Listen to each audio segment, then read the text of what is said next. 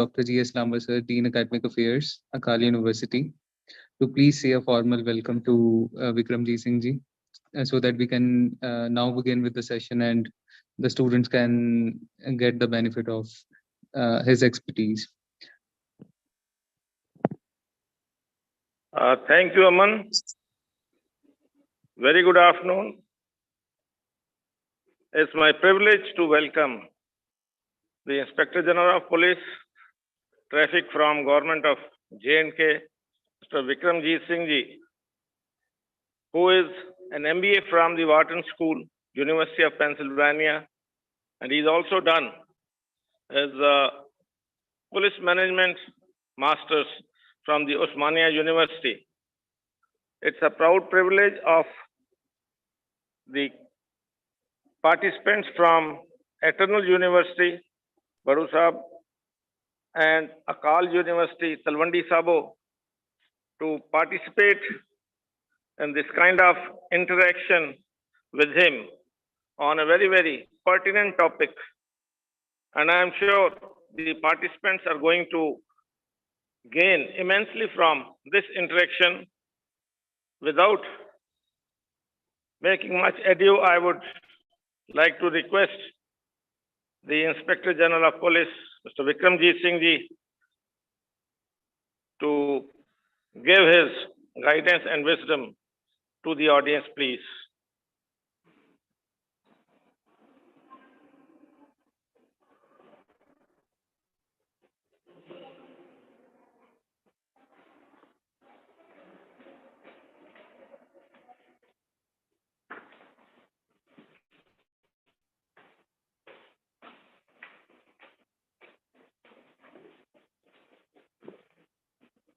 Vikram sir, you are on mute. Please unmute. Okay, I will repeat. Yeah, thank you very much, General Lamba, for the kind introduction. And thank you very much to Kali University for giving me this opportunity to speak to young minds from the university. It is always a pleasure to speak to young students because it reminds me of the time when I was of that age, and one had, one can sort of relate to the kind of uncertainties and the question that one has about one's future, and I over the years have received a lot of help from people, and I think by these sessions, I get an opportunity to sort of repay back all the kindness and the time that people have given me, and if through this I can help somebody achieve their goals and aspirations, one feels better and happier for that process. So the topic that has been given to me is on setting goals to execute your strategy, and the way I think there's somebody speaking, so I'd request people who have dialed in to mute, or maybe the coordinator can mute people. Yeah, thank you. So so the topic that has been given to me is setting goals to execute your strategy, and on this, I will speak from my personal experience on what I have gained over the years, and hope that possibly through those learnings, you all can sort of make your own strategy, make your own sort of devise your own way how you guide your life, both on the professional and the personal front. So as you go through life, you develop certain constructs about how you view yourself and how you view the world around you. And one of the principal tenets that I sort of believe in and live by is that your strongest asset or the biggest weapon is your mind. And I believe that the mind is everything. So what you think, you become. So in other words, we are often bounded by our own sort of imagination of what we think is possible for us, of what we think we can achieve. To sort of give my own personal experience, when I was in college or when I was in school, I used to look at the civil services as something that was very difficult, and I never thought I would try for it. It required some encouragement from my parents, especially my mother, but more importantly, it required encouragement from meeting people who have cleared the civil services. And then I realized that these people who have cleared the civil services are as good or as bad as I am, and this is something that I can sort of attempt. And once I started attempting, I sort of felt trapped, because then I didn't clear the exam a few times, but then it was also a question of the more you're invested, the harder you try. And I did clear in my fourth attempt. But at that point of time also, I never thought I wanted to, but I never thought that I could ever go and study in a Ivy League university abroad. And it required encouragement from a couple of people who encouraged me to write the GMAT, and somebody I just met along the way, who after I'd written the GMAT, who encouraged me to try only for the top business schools in the world. And I had many doubts about being able to study abroad, both because my parents have modest resources. I had just started work, and I didn't think that I would ever be able to study in a world-class institute. And two, doubts about my own capabilities in terms of being able to get into the top business school in the world. And but when you meet people, when you start interacting with people, and then when you start working towards something, and then you realize that it requires a little bit of again request to people who are to mute their phones, and the request to the coordinator to mute people unless people have questions. And a request to all of you, and anybody has a question, you can ask immediately. You can interrupt me. I will speak for another 10-15 minutes, and then I'll, as it is, open up the floor for questions that anyone may have. So, to go back to the point I was making, was that there are a lot of times it is important for you to believe in what you think is possible for yourself. But then the other important part is, just believing in something is not the only thing. That is just the beginning. One needs to then assess what is required to achieve that goal, break up that goal into sort of sub goals defined by time, and then assess the amount of hard work that is required to achieve those goals, and then put in that hard work. So the difference between being good enough and excelling in this world, in my opinion, is largely the hard work that we put in towards our goals. A lot of us have the capabilities, but are not willing to put in the hard work. And that hard work has many facets to it. It is, of course,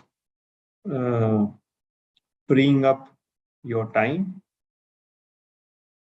from other, I would say, extracurricular or social engagements. It is also sort of working on what is required in terms of whether it's studies or whether it is if you're working in a company.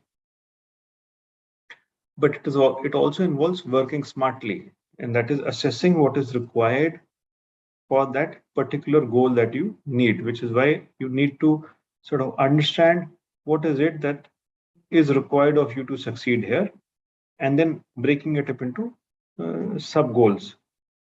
So to give an example here again, the preparation that is required for clearing the civil services is very different from the preparation that is required for getting into an Ivy League university, whether it's for an MBA slightly different, or a general course in any Ivy League university in the US requires a different kind of a approach, a different kind of a preparation, because they seek to assess you on different parameters.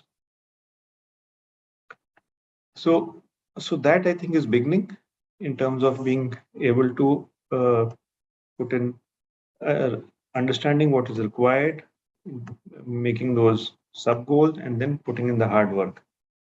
And this varies from person to person. Some people may be good at something, but you may be poor in others. So the other aspect here is testing yourself frequently, or assessing where you stand frequently.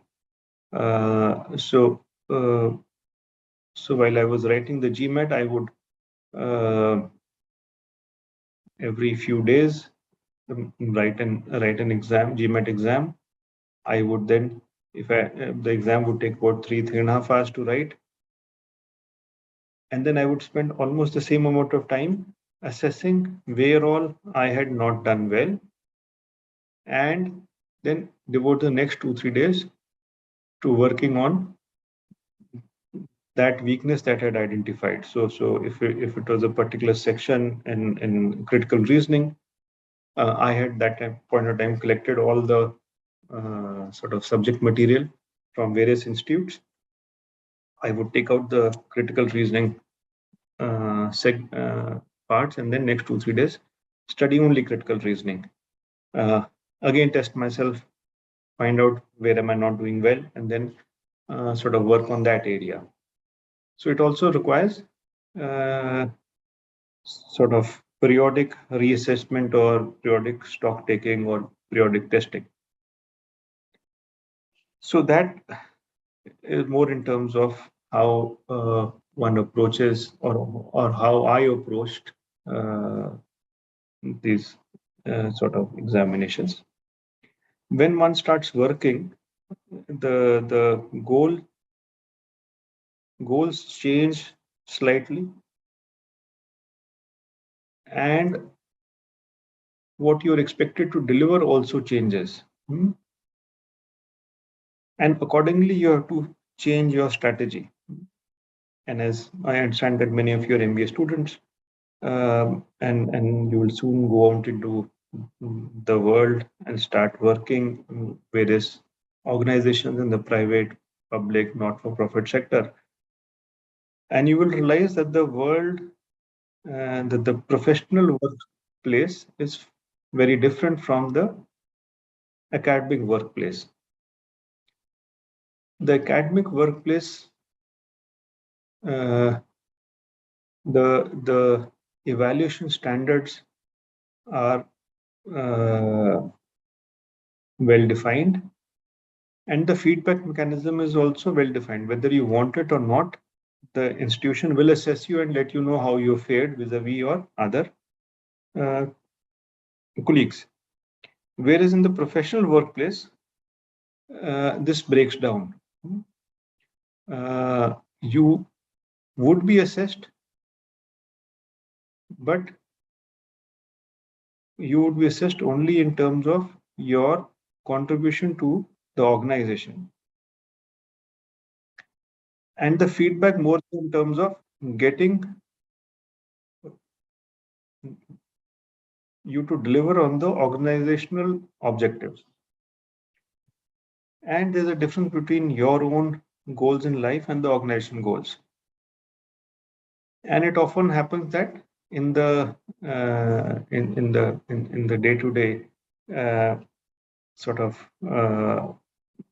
day-to-day the struggle of life, people often forget about their own strategic goals and lose focus. So a couple of sort of points of advice which I found useful over the years in terms of managing my sort of career over these years is that make a list of what are your long-term goals and what are your short-term goals, and review that list frequently. I keep a list on my phone, which about once a week I look at to remind myself as to what are the immediate priorities that I have for myself, and also what are the long-term priorities that I have thought of and that I need to achieve, and over a period of time these priorities change as new things happen, as you sort of reassess your life, as stuff happens. And it is important to revisit it, because otherwise often you will forget. Certainly you will lose focus on the short-term goals.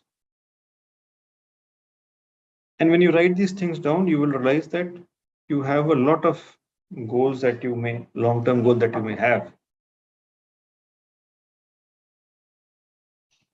And it's easy to lose focus again. So what I do is I try to have one personal and one professional goal for every year. And that is priority number one, which I sort of remind myself as frequently as possible.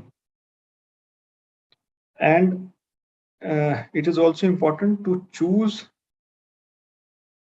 your goals in a manner that the dependence on achieving these goals is minimum on other factors outside your control. So in management literature, you'll sort of learn of concepts of locus of control.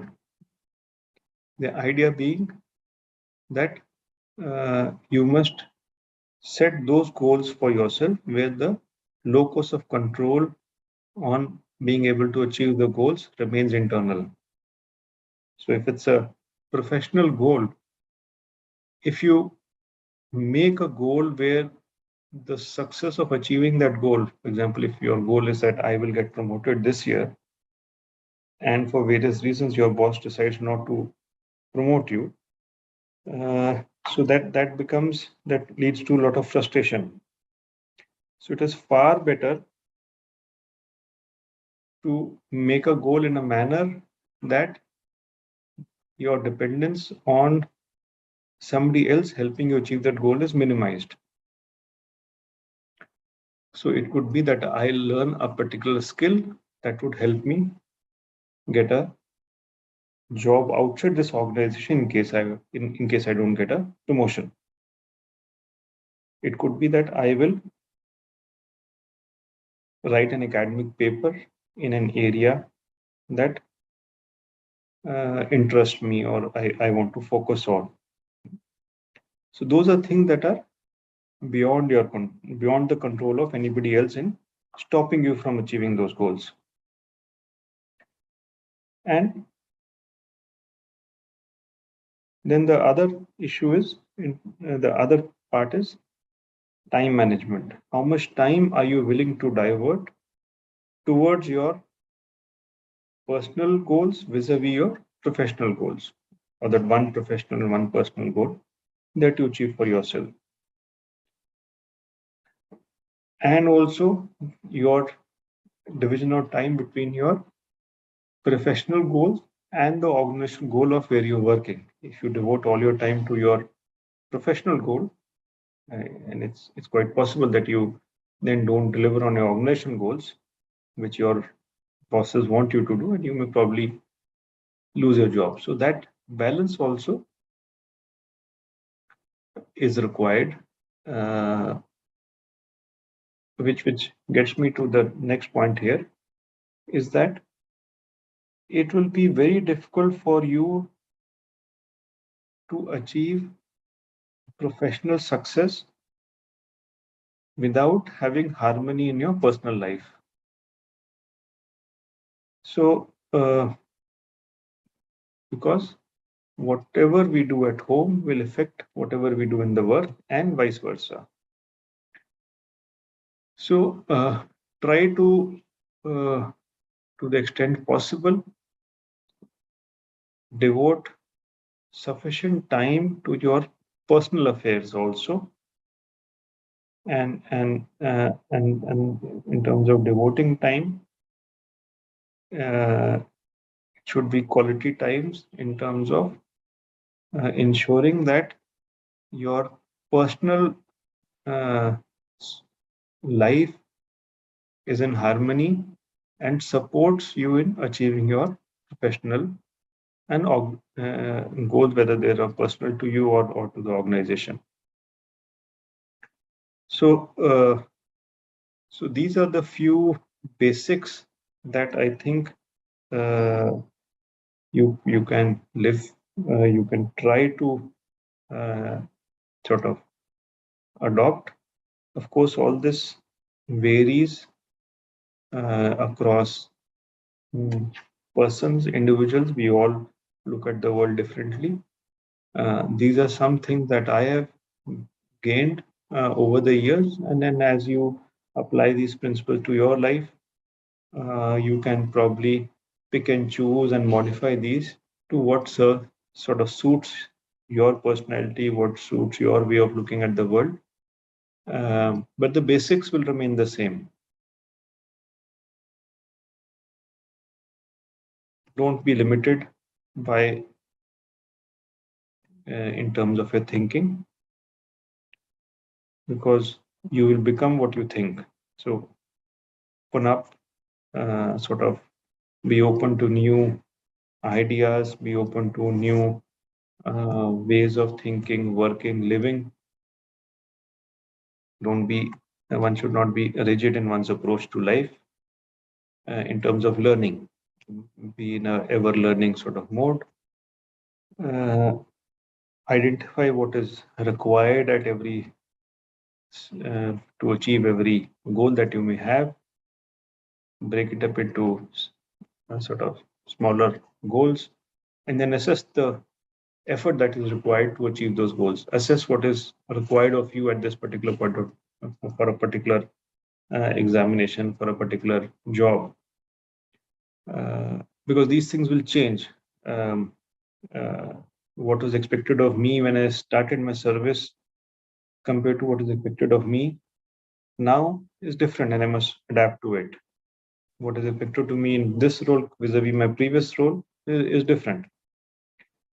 Then have a personal list, have a list of, and revisit that list frequently to remind you of your goals. I suggest you have a personal and a professional goal for a period of time, for a period of 1 year, which remains priority number one, and try to find a goal where the locus of control remains with you, and then try to achieve harmony between your personal and professional life so that one supports the other. So those were the broad sort of broad level advice that I can offer you. I am sort of happy to answer any questions or dwell further into any topic, should there be any questions from anybody. Over to you.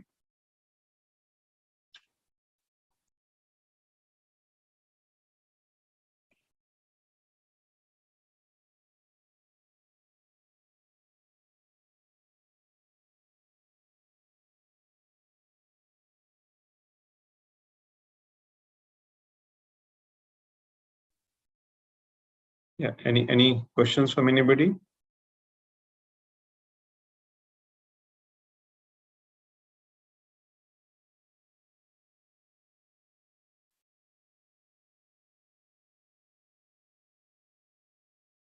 Yeah, I think Harmeet Singh wants to ask a question, but he is not able to unmute. So host will have to unmute people.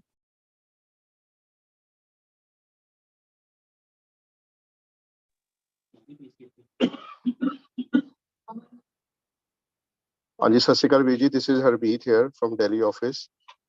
Sat Sri Akal, Harmeet. Hari, I just joined in between because I had another meeting, but I just want to say thank you for giving us your time and sharing your knowledge and experiences with the students. And I hope that the students might have learned a lot.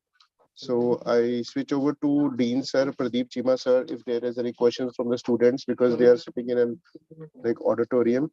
So if there is any questions, Pradeep sir, can you just ask on behalf of students or anything you want to discuss with PG? Thank you very much, Viji. It was very fantastic, very motivational lecture, sir. Actually, sir, most of the students are sitting in the auditorium, and we put your lecture on a big screen.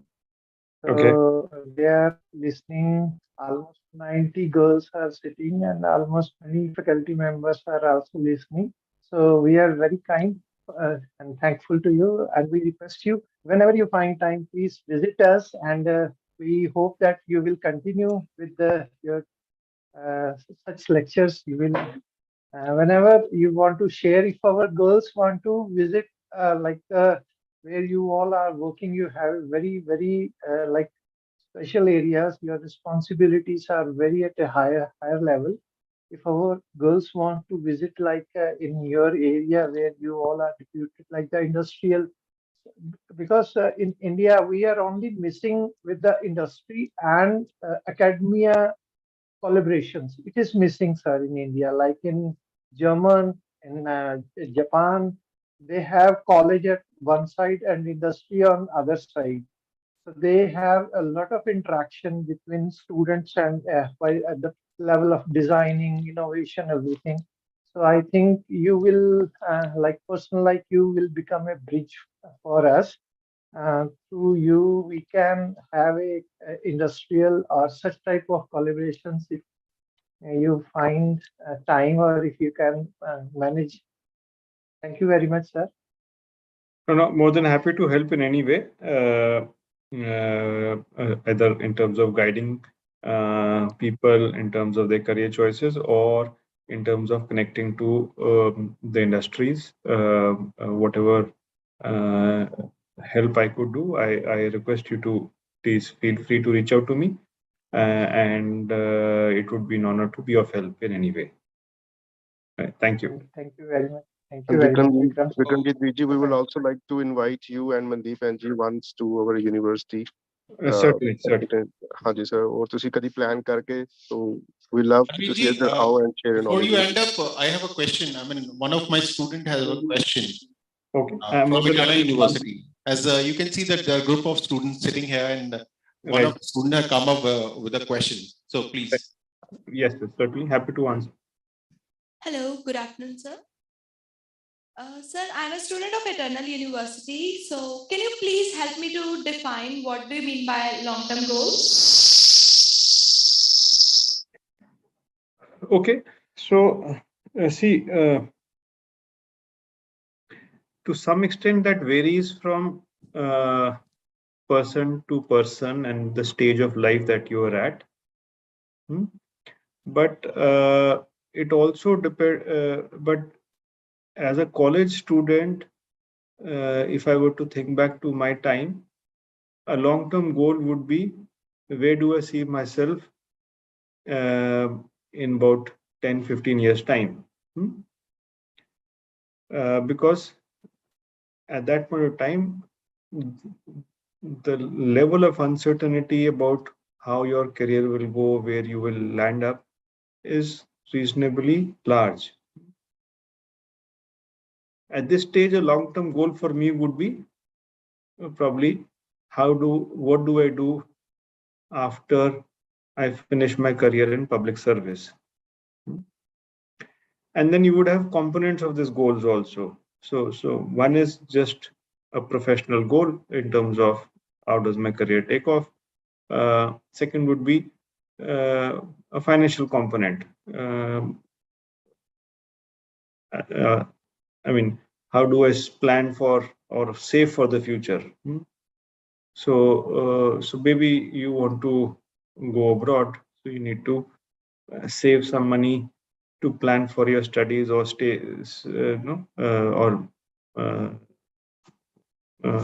or starting a business.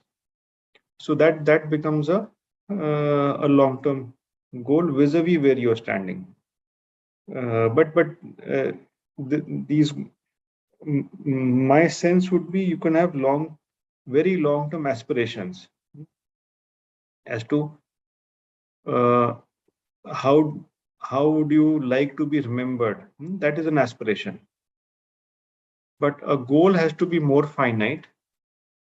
So the time frame has to be relatively shorter. So when I was in your age in college, my goal was to get into public service, get into the civil services.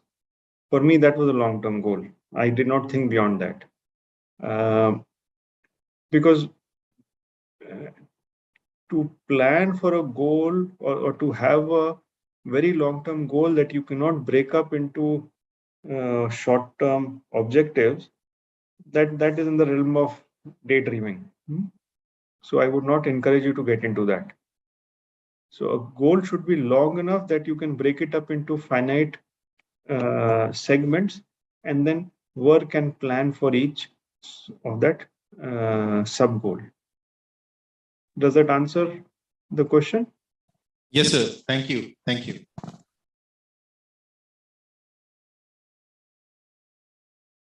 Okay. Anybody else? Happy to answer any question that anybody may have. Anybody online? Vikramjit Singh ji, there is one question from the students who are preparing for the civil services. Right.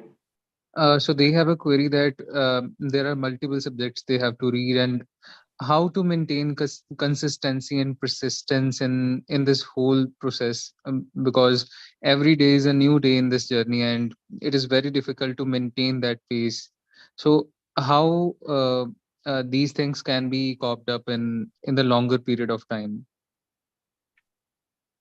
Okay. So see, the principle remain the same. You have to assess what is required of the examination, break it up into smaller sub goals, and then keep assessing on each of those sub goals.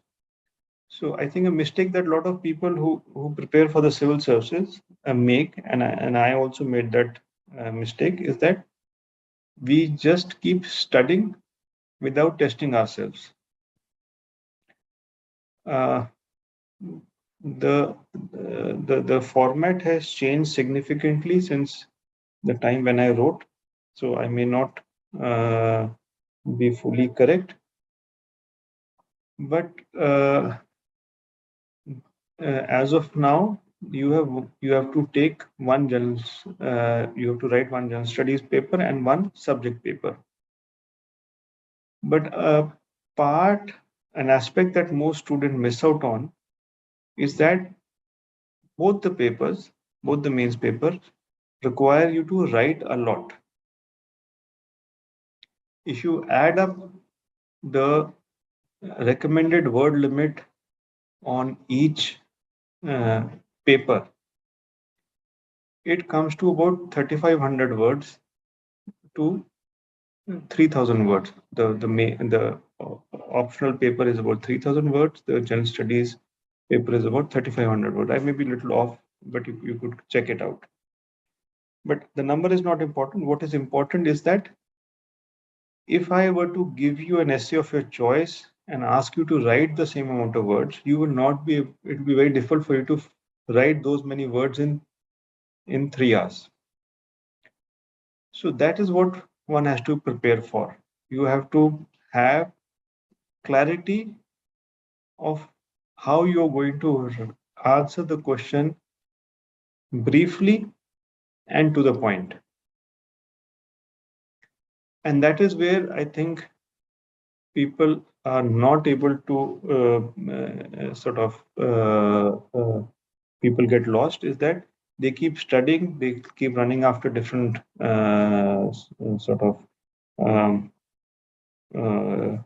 preparatory material, but they do not practice to organize their thoughts in a structure, to present that answer in a structured and a concise manner.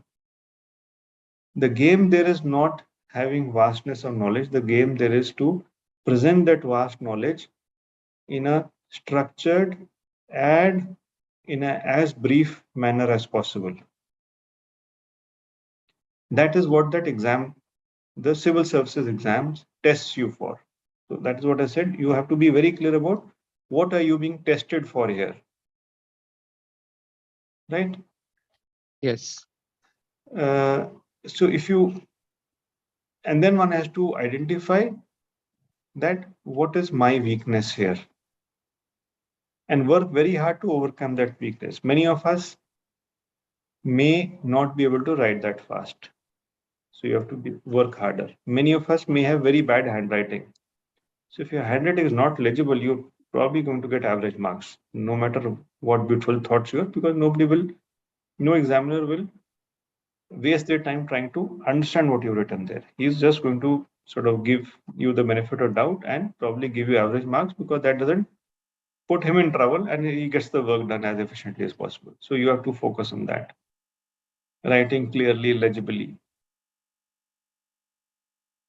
And then many of us may not be that bright. Somebody may be very good at doing this. He may be able to study a lot of material and present his facts very quickly and concisely. Some of us may not have that ability. We may have an ability to ramble on. So you have to work, make very short answers, revise them, and be able to put it down quickly. And that is where you have to then decide how much hard work is required in those areas.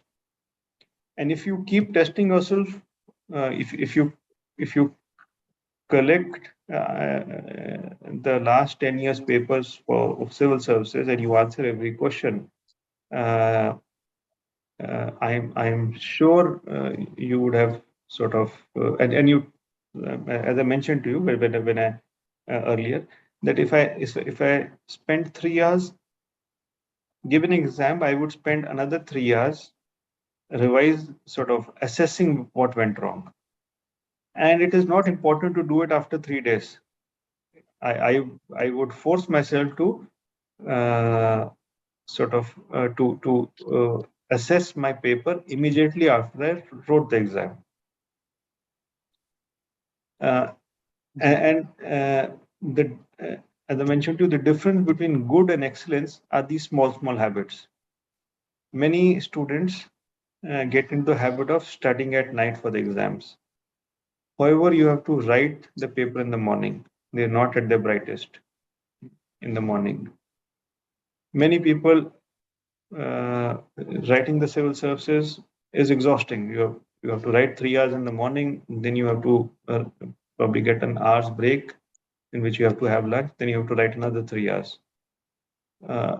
So I don't think anybody, before they write the exam, tries to write for 6 hours in a day. And this is not just writing. You have to, it really drains you out when you apply your mind. So you have to sort of we have that mental and the physical stamina to, or at least practice it. We all have that stamina. We just have to practice and build ourselves to that level. So those would be, and I go back. You have to sort of, if you're preparing for the civil services, then your checklist should have that. These are my weak areas. These the general studies paper calls for these 4 or 5 areas. I must have a plan as to how will I break up my time across these 4 areas, so I'm equally well prepared and probably put in more effort into what I think is my weak area. So I mean, this is not very structured, but you asked a question on civil services, but this is what I can remember. Yeah. I think the students will learn from this that there are multiple things to remember. Like at the last you mentioned, the exam is in the morning and the students are writing in the evening or at night. So I think some of the things the students made mistakes are like these small mistakes due to which there are some chances of getting rejected from this prestigious civil services examination. So I think these words of thought, or we can say that these wisdom words will definitely help the civil services aspirants to get clear their exams in the very shorter period of time. Okay, and thank you very much. Thank you. Manji, I just would like to add on 2 points, rather reinforce what Vikramjit ji has mentioned. Please make sure that you learn your time management. Most of the time, the students lose on the time management. What is the total weightage of the question paper and different questions? You need to devote that much of time accordingly and not write too much on some questions and then you don't have time to attempt the other questions. This is one. Yes. Second is definitely the point which he highlighted, that you got to write consistently for almost 6 hours, and that too you are thinking and writing, and there is very little break. So you have to practice this particular aspect number of times before you actually go and attempt your paper. The other last point which I would like to reinforce is having a harmony in your personal life, whether you are preparing at that time as well as when you are attempting to decide what are your personal and professional goals. Maintaining a balance and maintaining a harmony in your personal life is of paramount importance. If that harmony is disturbed, irrespective of the intelligence of a person or the hard work, the success is little far-fetched dream. Thank you very much. In fact, it was very heartening to listen to Vikramjit ji, and I am sure the words of wisdom that he has given to our audience is going to go a long way for them. Thanks a lot. Thank you very much. Thank you, everybody. Thank you so much, sir.